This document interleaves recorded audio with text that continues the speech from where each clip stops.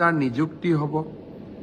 মই যোৱাবাৰে কৈছিলোঁ যে এটা পৰীক্ষাত 12 লাখ 13 লাখ প্ৰাৰ্থীয়ে অৱতীৰ্ণ হ'ব। ডিচি সকলে জিলা উপায়ুক্তসকলে পৰীক্ষাটো সুচাৰুৰূপে আয়োজন কৰিব লাগিব। সো ভিডিঅ'টোৰ মাজতে আপোনালোকক এটা মই এপৰ বিষয়ে ক'ব বিচাৰিছোঁ, যিটো আমি যিটো এপ এতিয়ালৈকে ইউজ কৰিছোঁ। সো আপোনালোকে স্ক্ৰীনখনত দেখা পাইছে। প্ৰথমতে যিটো লিংক মই আপোনালোকৰ তলত দিছোঁ, আপোনালোকে কমেণ্ট বক্সত চেক কৰিব পাৰে। সো কমেণ্ট বক্সত আপোনালোকে প্ৰথমতে ক্লিক কৰি লওক, আৰু ক্লিক কৰাৰ পিছত আপোনালোকৰ এটা পেজ আহিব, যিটো পেজত আপোনালোকে প্ৰথমতে দেখা পাব আপোনালোকৰ নাম, তাৰপিছত আপোনালোকৰ মোবাইল নম্বৰ, তাৰপিছত আপোনালোকৰ ইমেইল আইডি আৰু এটা পাছৱৰ্ড আপোনালোকে বনাব লাগিব।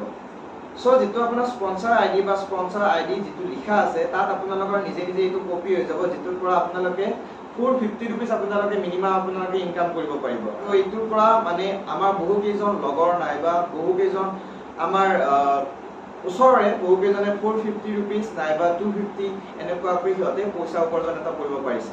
সো মই বিচাৰোঁ মোৰ যিসকল ভিউৱাৰ্ছ আছে তেখেতসকলেও যাতে কিবা নহয় কিবা এটা ইনকাম কৰিব পাৰে এই এপটোৰ জৰিয়তে। সো আপোনালোকে চাওক, আপোনালোকক মই দেখাই দি আছোঁ। স্পন্সৰ আইডিত আপোনালোকে একো লিখিব নালাগে। নামত মই যেনেদৰে লিখিছোঁ আপোনালোকে নিজৰ নামটো লিখিব। মোৰ ইয়াত লিখি দিছোঁ মই, আপোনালোকে দেখা পাইছে পংকজ দাস বুলি আপোনালোকে ইয়াত স্ক্ৰীণত লিখা গৈছে। তাৰপিছত আপোনালোকে যিকোনো আপোনালোকৰ এটা মোবাইল নম্বৰ যিটো নেকি এতিয়া এক্টিভ হৈছে, যিটো এক্টিভ মোবাইল নম্বৰটো সেইটোৱে আপোনালোকে ইয়াত চলিব, ঠিক আছে। সো এক্টিভ নম্বৰটো আপোনালোকে মই এনেই এটা দি দিছোঁ 99.... এনেকৈ এটা মই মাৰি দিছোঁ, আপোনালোকে দেখা পাইছে। নেক্সট আপোনালোকৰ ইম্পৰ্টেণ্ট বস্তুটো হ'ব, য'ত নেকি আপোনালোকে ভাবিব পাৰে যে ইমান ইনফৰ্মেশ্যন মই দি আছোঁ, কিবা প্ৰব্লেম হ'ব নেকি, কিন্তু নহয়। আপোনালোকে বিলিভ কৰক, নাইবা আপোনালোকে নিজে চেক কৰি ল'ব পাৰে এইটো বিষয়ে।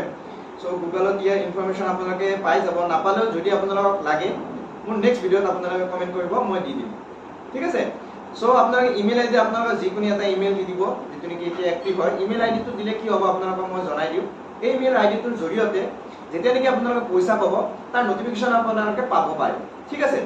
সো আপোনালোকে নেক্সট আপোনালোকৰ পাছৱৰ্ড যিকোনো ৰাখি দিয়ক। পাছৱৰ্ড যিকোনো মিনছ আপোনালোকে ৰঘু, মধু, যদু নাইবা এডমিন 123546 যি আপোনালোকে পাছৱৰ্ড ৰাখিব বিচাৰে। তাৰপিছত ৰিটাইপ পাছৱৰ্ডত আপুনি বেলেগ পাছৱৰ্ড নামাৰিব, যিটো নেকি আপোনালোকৰ তেতিয়াহ'লে আপোনালোকে যিটো লগ ইন কৰিব সেইটো আপোনালোকৰ লগ ইন নহয়, সেইটো ঠিক আছে। তাত আপোনালোকে যিটো পাছৱৰ্ড মাৰিছে তাতে ৰিৰেজিষ্টাৰত আপোনালোকে ৰিটাইপত মাৰি দিয়ক। তাৰপিছত ছাবমিট অপশ্যনটো আপোনালোকে তলত দেখা পাইছে, ক্লিক কৰি দিয়ক।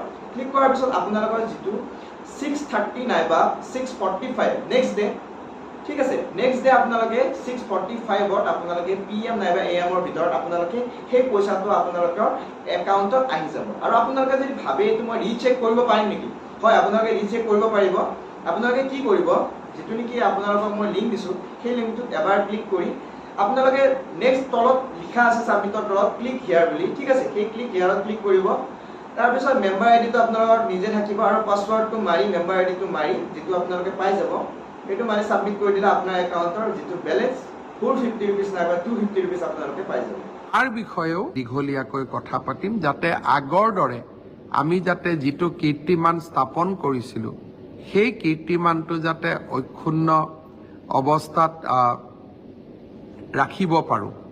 তাৰ কাৰণে আমি ডিচি সকলক সজাগ কৰিব লাগিব, আৰু আমি প্ৰচেষ্টা কৰিম যে এইবাৰো যাতে আগৰ দৰে আমি এটা স্বচ্ছ নিকা পৰীক্ষা পাতিব পাৰোঁ। যোৱা কিছুদিনত মই ঘোষণা কৰা আঁচনিবিলাক ৰূপায়ণ কৰিব পাৰোঁ।